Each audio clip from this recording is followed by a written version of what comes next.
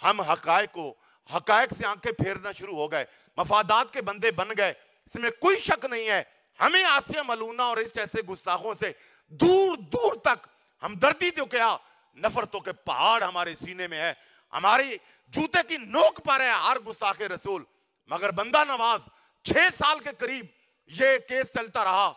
आज सारी जमातें इस पर चंदे भी इकट्ठे कर रही हैं, इस पर एहतजाज भी करती हैं और इस पर आवाज भी उठा रही हैं। मरने मराने की बात, शहादतों की बातें करने वालों, ऐ जमातों तंजीमों जमातों वालों, मेरा आपसे सवाल है।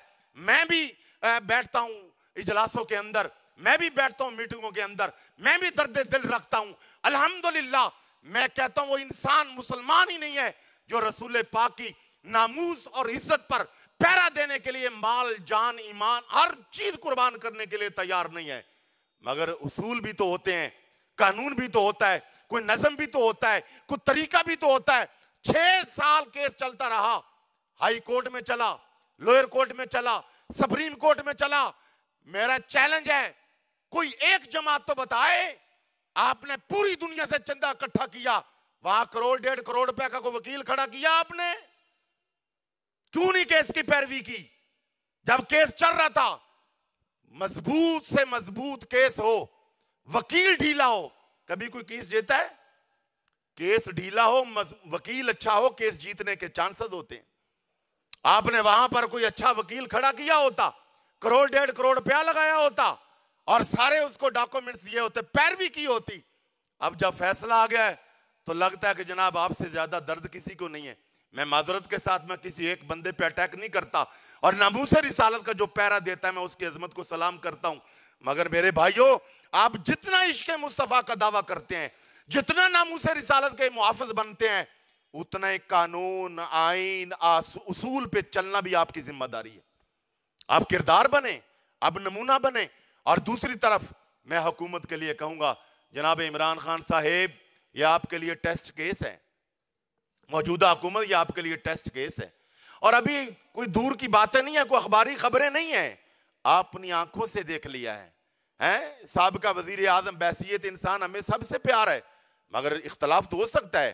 साबिका वजीर आजम साहब की साहबजादी का मैंने बयान पढ़ा कि वालिद गिरामी बीमार हैं, उनकी सेहत का मसला है। मैंने एक एक दरवाजा खटखटाया, मैं मजबूर हूं।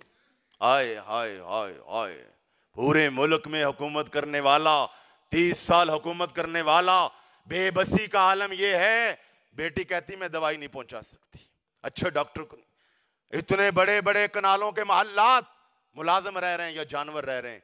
जनाबे वजीर आजम साहेब, ये जो बार बार इनको कई दरवाजे खटखटाने पड़े, क्यों?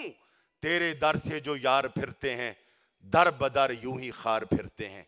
तो जनाब आपके सामने है, आपको भी देखना चाहिए। और आप तो रियासत मदीना का नाम लेते हैं, हो रियासत मदीना और उसके अंदर गुस्ताख बचकर चल जाए। सारा ननकाना कह रहा है, सारे लोग कह रहे हैं, शहादतें कह रही, लोअर कोर्ट कह रही, कानून कह रहा, हाई कोर्ट कह रही है। जनाबे आला ये क्या हो रहा है? और ऊपर दूसरी तरफ क्या है? मैं आप अहबाब को बताना चाहता हूं, आसिया का नाम लेने वाले उलमा सिर्फ उसूल, मैंने आपके सामने बात की, आपको पता है कि किसी को 3 महीने हो गए उठाया हुआ है, किसी को 2 महीने हो गए उठाया हुआ है। और बीमार उलमा को और नामूस रिसालत का नाम लेने वालों को दवाइयां नहीं पहुंचाई जा रही। और मौलाना एक जो है वो उधर गुजरात के इलाके में एक मौलाना जेल के अंदर 90 साल मौलाना शहीद हो गए। और कितने लोगों को अभी कल परसों रात से हमारे मौलाना शरीफ नूरी साहब को इधर से, और कितने जिनका किसी जमात से ताल्लुक नहीं, सबको उठा उठा के जेलों में, क्योंकि 29 जनवरी को अब उसको आजाद करना है। और कईयों को फोन आ रहे हैं, कईयों को थ्रेट किया जा रहा है और कहा जा रहा है तुम्हारी स्क्रूटनी की जा रही है, तुम्हें ये क्या बात है?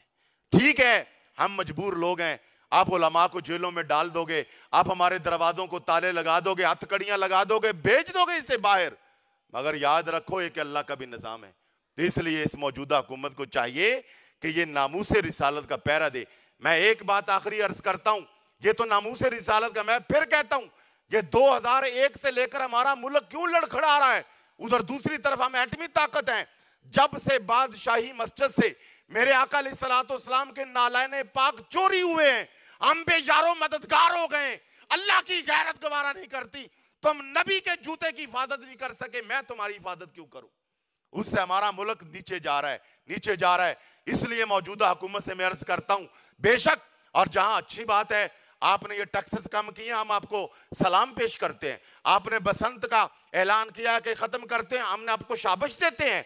आपके अच्छे इकदामात में आपके मुआविन है और ये समझते हैं कि तुम एकदम दयानतदार आदमी हो, तुम्हारे जाती मफादात नहीं है। मगर इसके बावजूद ये क्या मामला है, मदारस को तंग किया जा रहा है, आपके आने से उलमा को गिरफ्तार किया जा रहा है और तरह तरह के मामलात किए जा रहे हैं। और यहूदी लाबी और कादियानी लाबी जो है वो मजबूत होती दिखाई दे जा रही है।